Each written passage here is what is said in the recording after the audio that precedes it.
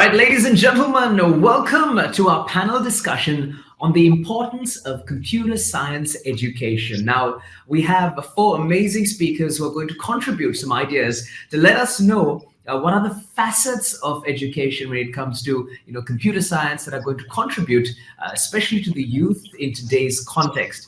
So let me introduce our panelists one by one. We have the head of APAC, Microbit Educational Foundation. That's Boris Kandra. Thank you very much for joining us. Happy to have you. We have the creator of Machine Learning for Kids.co.uk and an architect at IBM, Dale Lane. Hi, Dale. Thanks for joining us here today. We also have the International Partnerships Manager at Codeorg. We have Jake Bell, who's joining us. Hey, Jake. And of course, rounding up a panel, we have the Senior Community Manager at the Coder Dojo, Zonia Binet, who's joining us as well. A very warm welcome to all our panelists. I know we have lots to share, lots of things to get into, but you guys are representing some amazing organizations. And I'd like our first couple of questions to be sort of overviews of what these organizations are. So I'd like to start with Boris, if that's okay. Could you tell us a little bit about what Microbit is and a little bit about the Microbit Educational Foundation? Yeah, sure. Thank you for having us. The BBC Microbit is a pocket-sized computer. It introduces you how software and hardware work together. Well, it's pretty simple. It has a LED light display, buttons, sensors, and many input-output features that when programmed, it allows you to interact with you and your world.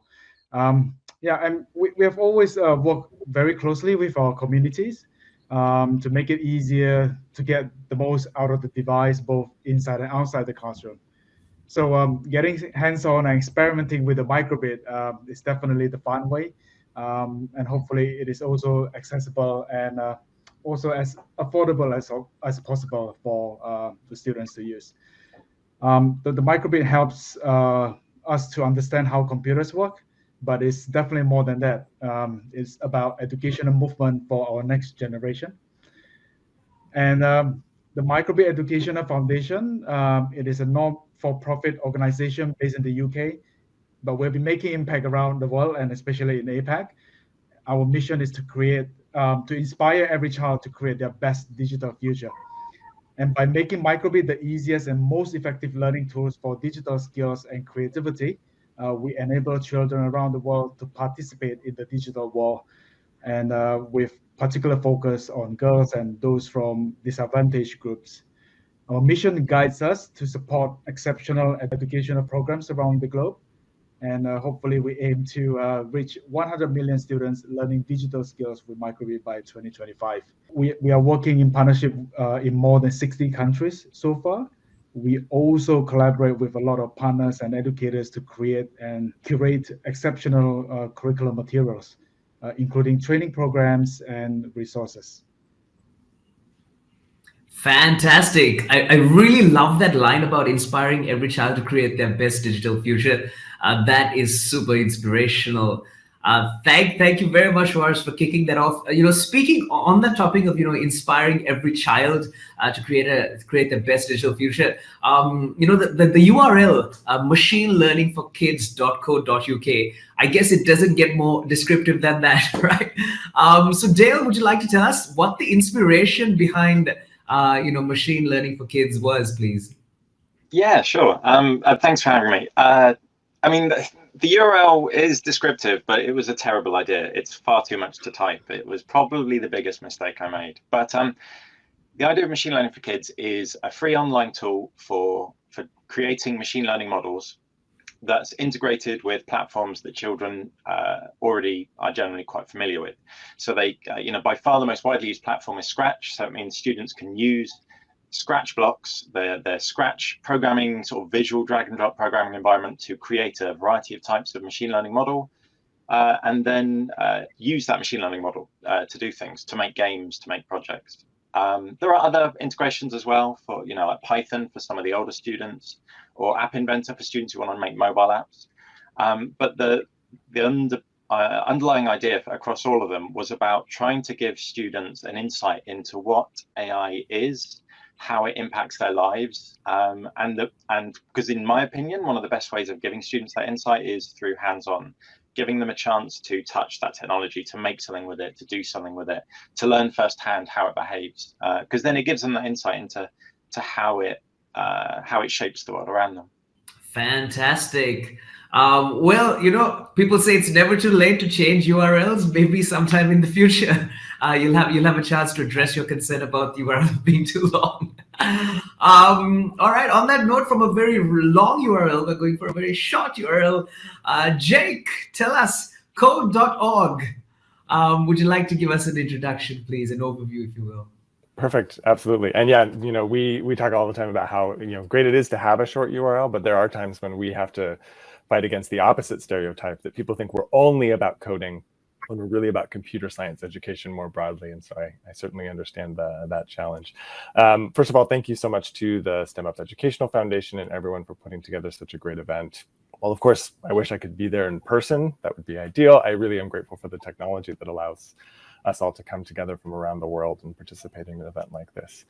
So Codeorg is a nonprofit organization that's based in the United States. Our mission is that every student in every school should have the opportunity to learn computer science. To us, it really is an equity issue, right? For years and decades, really, right? The people who've had primary access to the skills needed to learn when it comes to computer science and technology in general have been students that come from more privileged backgrounds.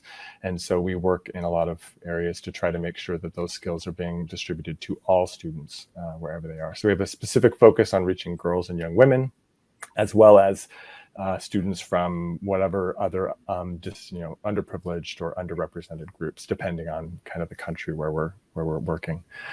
We do this in 4 different kind of main strategies that we use to help students discover computer science and fall in love with computer science. So the first one is around just raising awareness around what computer science is, why it's important, and why every student should have the opportunity to learn it. We do this primarily through a global campaign called the Hour of Code.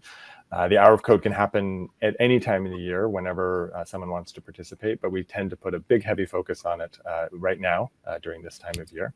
And so what it is just, 1 hour self-guided tutorials that students can participate in by going to hourofcode.com.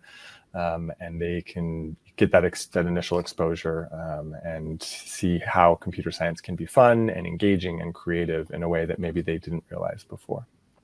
The second area that we work in is around creating content, educational content for students to use in the classroom. So we have many different courses, as I mentioned, the standalone tutorials that help students, all the way from primary school all up through secondary school. We work primarily in that space. But our content is used at the collegiate level. It's used for adults. Anyone is able to access it. And as a nonprofit, all of the content is free, open source, and available for anyone to use. We have over 66 million students around the world who have accounts on the Codeorg platform and who are learning computer science. And we are always making sure that we're trying to, as I mentioned before, reach those students that need it the most. The third area that we work in is around teacher training. So we, in the United States, run a teacher training program through our network of partners, and we've trained over 150,000 US teachers. And through our network of international partners around the world, even more teachers than that have been trained to use our content in their classrooms. We really target our programs at taking in-service teachers from other subjects. So taking a math teacher, a science teacher, a language arts teacher, and retraining them to be able to teach computer science using our content. And then the final area that we work in is around public policy and advocacy. So working with government officials and policymakers at all levels to help speed the adoption of computer science education. So allowing computer science to count toward graduation requirements, allocating funding to be available to train more teachers to be able to offer this in their classroom, things like that. And so we try to take these kind of 4 areas and work in all of them through the partners that we have around the world to help bring computer science into more classrooms. Wow, 66 million students. That's a massive, massive, massive community. Speaking of community, let's move on to the Senior Community Manager at Coder Dojo, Zonia Bennett, to ask her what Coder Dojo is and a little bit about the Raspberry Pi Foundation as well. Zonia? Hello, thank you so much for having me. It's wonderful to be here. Thanks to STEM Up for this event. I'm thrilled to be here, and STEM Up is one of our valued partners throughout the year, so I'm especially honored to be here today. Yeah, Coder Dojo. Coder Dojo is a global movement that started in Ireland. We're now present in around 120 countries around the globe. Our main ambition is to hold dojos, which are volunteer-led free coding clubs, where young people can be creative with technology. And the ethos is to have a people-facing component in the movement, and we build on community spirit. And we want that to thrive with every child and young person that is then encouraged to learn from each other, to collaborate, and to mentor going on. So the basic idea is that being knowledgeable of basic programming is ever more important in this modern world, and to have a fundamental understanding of it. We want for nobody to be denied the opportunity to engage with that.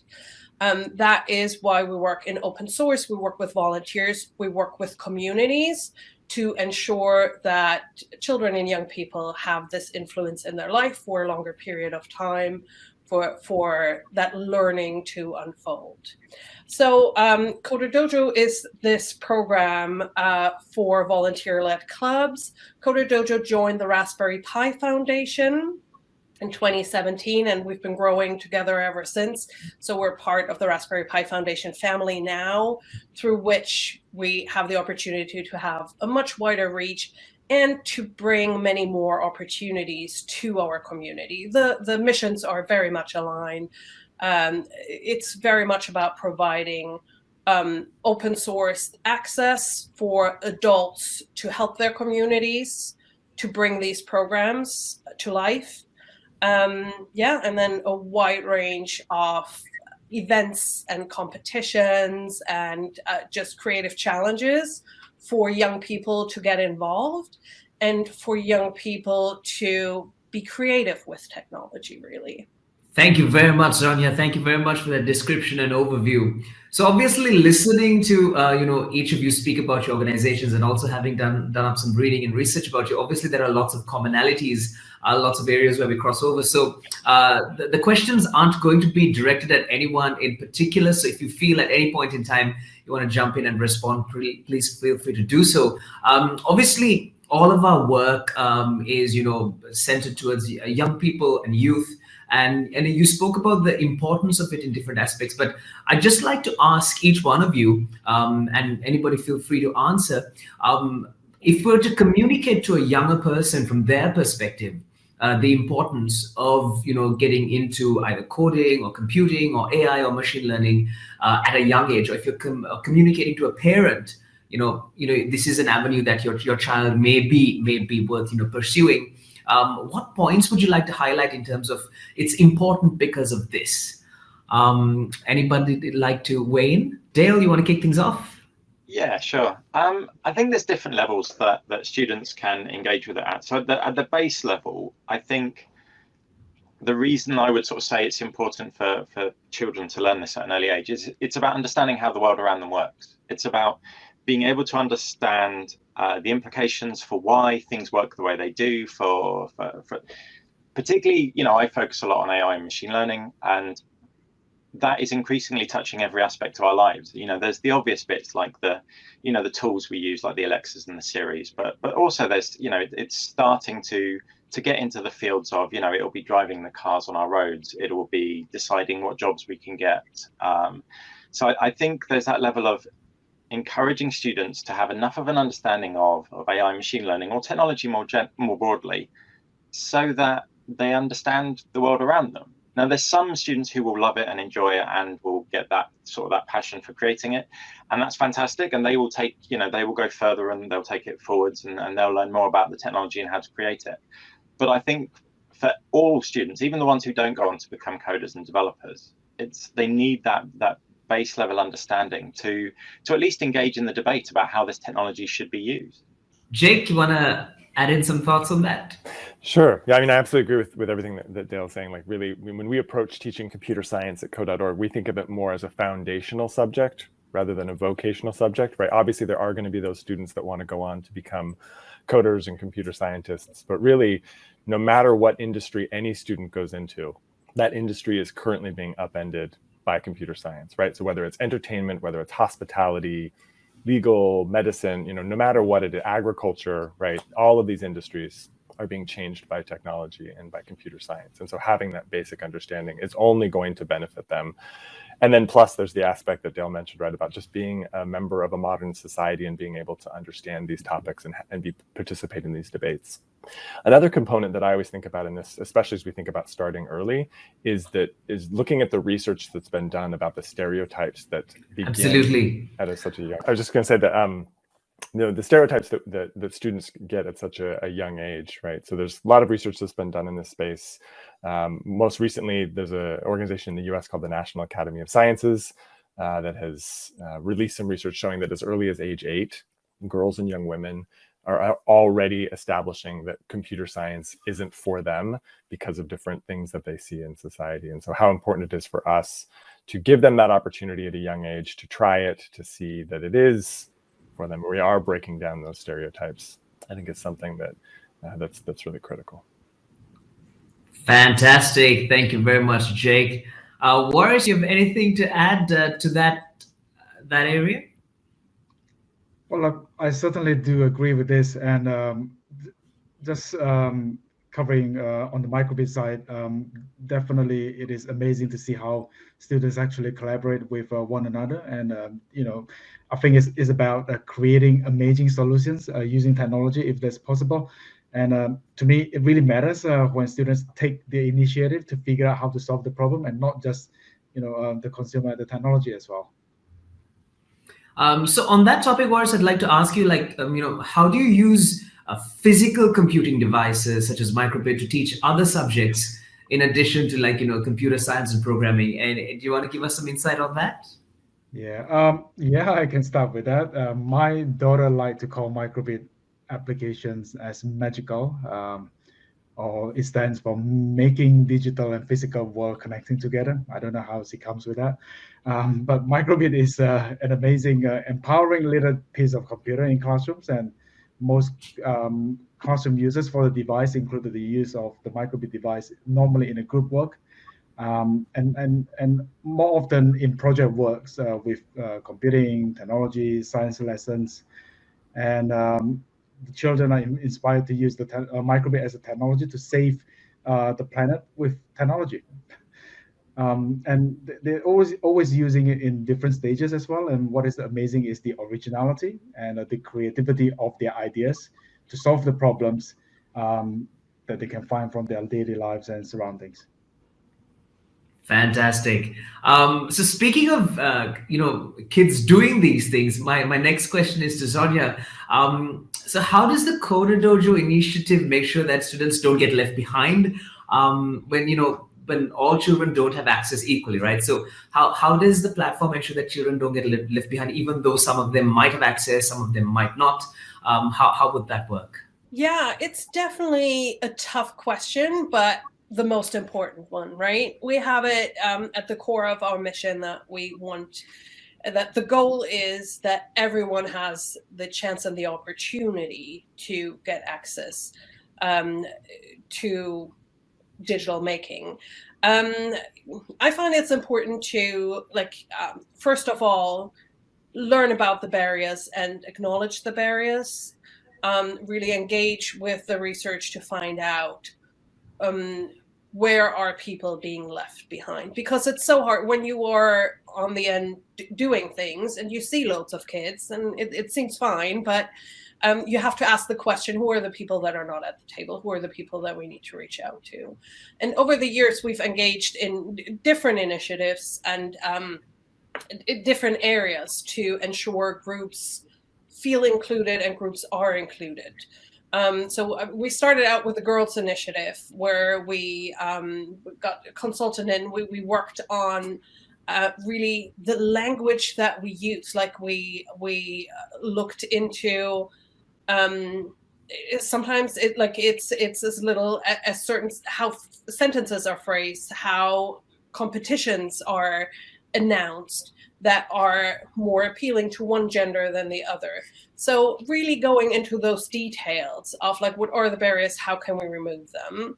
And then we walked through different areas over time. Right now we are looking into supporting underserved communities, and that can be in our backyard. For example, the traveller community in Ireland is a very disadvantaged group, where we are trying to train up youth workers to enable them to be confident enough with technologies to bring these dojos, the technology, into their communities, so that kids don't need to go anywhere else. They can stay within their area. They have access through a person that they know, and it is a part of their life. And especially during COVID and so on and so forth, we had the privilege through the Raspberry Pi Foundation to work on a project where we could distribute computers to disadvantaged communities through youth worker networks, because we found that lots of kids wanted to be involved, but didn't have internet, didn't have machines, had one cell phone for the entire family, and so on and so forth. So being there, distributing these machines, but also being there and showing them, how can I use them? What can I do with them? Why is this important in my life? So that it's not just sitting in a corner, but that it is actually in use. That was the most recent one, I would say, that we've been working on. Yeah. Great. So from there, I'm just going to segue into Dale to ask him, like, in terms of some kids not having access to, like, say, hardware. What are the techniques you use on your platform to teach kids about machine learning and AI, knowing that kids that sometimes might not have a proper computing science or mathematics or statistics background? So, like, leave the hardware aside, maybe from a knowledge background, they might not have specific input. So what are the techniques that you use on the platform to teach these kids? A lot of the work that I've done is focused on younger students, or what in the UK we would call primary school age, which is sort of like up to 11. So it's less about the maths behind the algorithms and how it works, and it's more just about the behaviors of the technology. Like, so the kind of things, as a technique, what do I do? Well, mainly by giving students a sandbox that they can experiment in, let them learn through experiences, let them learn by trying it out, touching it, feeling it. So by that, the kind of thing I mean is they will learn things like that. Machine learning models, the accuracy improves with the amount of training data you give it. The more training you give it, the better it gets. And they see that for themselves. They'll make a simple machine learning model with a small number of examples, and it will get a lot of things wrong. They'll add more training to it, it will get better. They'll add lots more training, it gets better and better. So the main sort of technique that I've sort of tried to adopt is letting children, rather than tell them what the right answer or tell them this is how the technology behaves, let them stumble on those sort of lessons for themselves through first-hand experiences. Let them see, for example, the topic of bias is a huge one in AI. The fact that the fact that these machine learning systems can be influenced, can be manipulated by the training they're given. Well, rather than just telling students that's a concern, get them to do it for themselves. Get them to try to bias a machine learning model. Get them to influence it and see how easy it is to do that.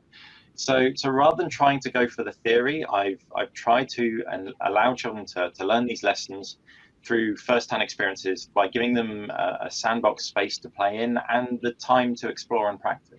Superb. Thank you very much, Dale. And on that aspect of kids experimenting and learning things, my next question is to Aris. So what are the soft skills you think that using these kinds of hardware that you provide, or even experimenting across all the platforms that everybody here provides, what are the soft skills you think kids pick up through this process? Yep. First of all, I think the future is always bright, and the future is now. And it's Microbit is not just about the hardware. As an organization, we are always guided by 4 values: trust, partnership, simplicity, and passion. And these are the values that inform everything we do. They enable us as a small organization to do amazing things and create more impact by partnership all around the world. So I think partnership is really, really important, and is a skill that children can learn, and we all can learn. And with that, I hope we can embed the positivity in children's mindset and to develop the 21st century competences that everybody has been talking about, and promote the creative use of technology to unlock their learning potential. And yeah, we are extremely pleased to make our contribution by extending the reach of Microbit, not just by the hardware, and hopefully we'll be able to get it in the hands of every child by the mean of our movement. Great. Thank you very much, Waris, for weighing in on that. Jake, with 66 million students across the world, no doubt, Codeorg has a large database. But if we look at, I'm just leading into the next question, maybe in a South Asian context, there's lots of parental influence at a very young age in terms of, rather than following your passion or following your dreams, there's a lot about, first listen to what your parents say kind of thing, and that might not be the healthiest option necessarily. So this question is, how do you think parents could encourage and support their kids to learn coding skills? What sort of inputs? I'm sure there are parents listening here as well. How do you think that they could encourage and support their children? Well, it's a wonderful question. It's something that we think about a lot, because as you look at the research, really, around the world, but I think this would be especially true in South Asia, is that parents do have a huge influence over the messages that the students are receiving, the encouragement that those students are receiving. And so making sure that parents are brought along as part of the computer science education movement is critical.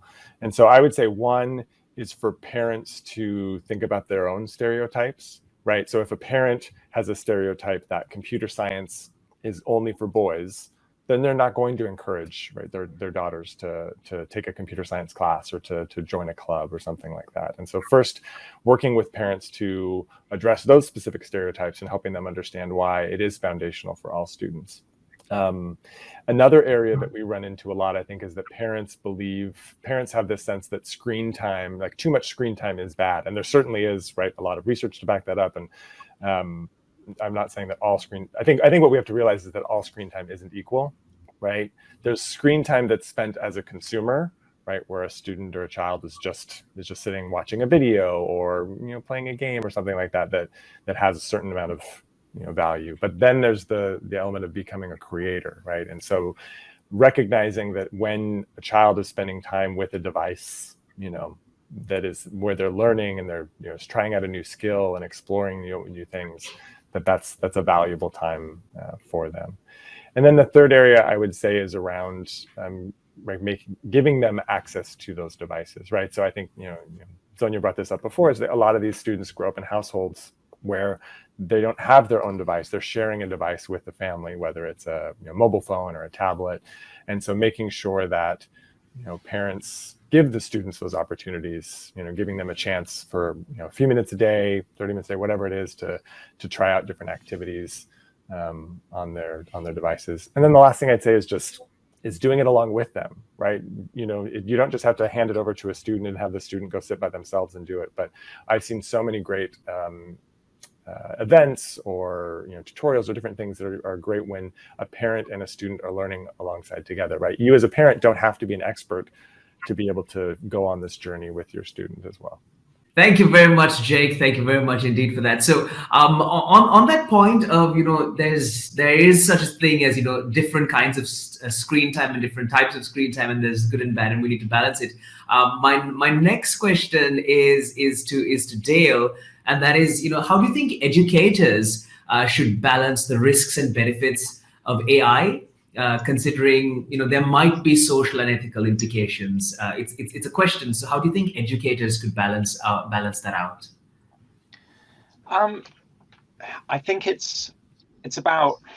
balance is the right word there. It is about trying to both show that it's a really useful tool, it's a really useful technology, really powerful, can help us do amazing things, but equally make sure that we don't shy away from the fact that, like a lot of tools, it can be misused. So on the one hand, the AI machine learning lessons I find most effective is where it's sort of integrated with what else the class are doing. So, like chatbots is a really common topic. Getting students to make a chatbot as a way of presenting what they've learned on a particular topic, as an alternative where they might have maybe written a report or made a presentation, made some slides. They can instead have that tiny AI element in their project so that they start to learn how it's a really useful tool to helping us interact with information. But on the flip side, it's about also doing projects where students, I mentioned before about bias, but there's lots of ways that students can learn through experimenting, can get some insight into where the risks are, can start to gain insights into the behavior of the technologies that are applying these sort of AI tech, and to help them to sort of see and encourage them not to sort of tell them what the answer is, but students have an innate sense of right and wrong. If you ground it in their first-hand experiences of technology, you can ask them what they think is fair, what they think is right, what they think is just, and let them have that debate, engage with them, give them a chance to sort of say, well, do you think this is okay, rather than trying to sort of tell them AI is bad or machine learning is bad or this is risky, because it is, but enable them to come to those conclusions for themselves by giving them first-hand experiences, giving them a chance to play, and then making sure you make time for that debate to get them to think critically about their what they think is fair. Absolutely. So it's about making time rather than imposing things upon them and saying this is this and this is the other. On that sentiment of making time and helping them have that dialogue and have those conversations. This question is to Sonia, and what are the general life skills that you think kids can learn during the dojo? In addition to the whole, computer science, computer programming. I mean, Dale was saying that moment of realization, of helping them having those conversations, those realizations. In a broader sense, what life skills do you think kids can pick up at the dojo? In a dojo, kids work on their own projects. They can choose their own projects. They can bring their own ideas and ask for input on how to make them a reality. That's the basic idea. So the being creative with technology, we're putting a real emphasis on it. And then in real life, so they're having this rule, the rule of three, ask three, then me, where we ask kids to, ask themselves, then ask a neighbor sitting around them, possibly Google it. And if you don't come to a conclusion and you can't, you're stuck, then ask a mentor. So we're really pushing teamwork, we're pushing problem solving, and creative approaches. The idea that there is not one right or wrong way to do it, but for people to figure it out themselves. And usually at the end of the session, there's a showcase. So then kids are also asked to tell the group or maybe the parents that are there, the mentors, what they've been working on. So there you have presentation skills. You need to find the bravery in your heart to stand up and do that. And it's really lovely to see how far the kids come along, how they volunteer to do that or not. And really our showcase event once a year is called Coolest Projects. It's a global event that's currently running online, and where we ask everyone in our network, and this is open to anyone in the world, to submit their coolest projects they've been working on that year. So this also brings kids to really into this design thinking of, I have a real world problem. How do I solve it? And how do I get this project to a level where I'm comfortable presenting this to the world and having this measured up with peers from around the globe? So we like to think that creativity and the development as a human is a part of the Coder Dojo journey for young people. Beautiful, beautiful, beautiful. On that note, Waris, I'd like to move to you to ask on a practical level, how do we make sure that schools and students don't get left behind? Because like Sonia was explaining, they might have the spirit, they might have the sentiment, but sometimes they might not have access to the technology. So how do we practically make sure that even though they might have the spirit or the sentiment, that from a hardware technology device perspective, that they don't get left behind? This is never an easy answer. But there are lots of initiatives out there, and more organizations are bringing these initiatives closer to the communities. It starts from creating awareness, sharing information about events like this, participating in the events or showcases, or inviting schools to join any of the initiatives. So yeah, I'm really happy to participate in an event like this, championed by STEM Up, and with full support with all the great partners.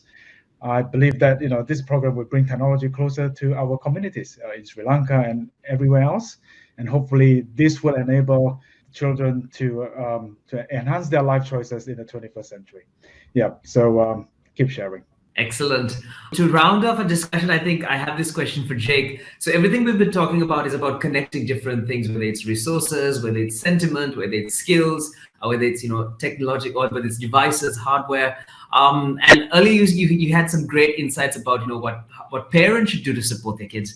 But there are lots of teachers and educators who joined us and are listening to us as well. So what do you think their role is at an elevated level, not in a very transactional level, but in terms of helping them mold their thoughts and perspectives? What do you think teachers and educators, what do you think their role is? Yeah, well, I mean, obviously, I think they have a huge role and really the critical role to play in this, because as we've seen around the world, the computer science movement has been a teacher-driven movement, right? It's teachers who see that this is a skill, that these are skills that their students need to succeed in today's world. And that in many schools, right, it's not being taught, it's not being offered. And so story after story that I hear around the world are teachers who went out, found these resources, taught themselves, right? They weren't necessarily a computer scientist or a coder, and taught themselves these things to then be able to offer it in their classroom. And so I think that finding ways to reach those teachers, support those teachers, is really what's going to be critical. So the first thing I think about is going back to the same thing when it comes to parents and same thing when it comes to students, is those stereotypes, right? A lot of teachers, have stereotypes about which students it's for, right? So as teachers are going out and recruiting students into these computer science programs, whether it's during the school day or after school, if they think this is only for a student who's really, really good at math, so I'm going to go into all of the math classes and find students, then they're missing out on all of the students who maybe are in an art class or who are in a music class that would do really wonderful in one of these classes. So first, addressing their own stereotypes about what students it's for, but then about themselves, right? So many teachers think, oh, well, this is too hard for me. This isn't something that I can learn, right? I teach this other subject, computer science is so different. And so I think it's really about helping teachers understand that not only can any student who wants to engage with the material, but any teacher who wants to could offer this. And so making sure that we as content providers are supporting them in that way. So one of the things that we do in our training programs is we use a paradigm called the lead learner, where we work with the teachers to say, all right, you don't have to be, right, the fount of all knowledge who stands at the front of the classroom and then just gives the knowledge to the students, right? Really, your role is to guide them, is to learn alongside them. And so if a student comes to you and asks you a question that you don't have the answer to, which I understand is terrifying for teachers, right, is to say, you know what, I don't know the answer to that, but let's work together.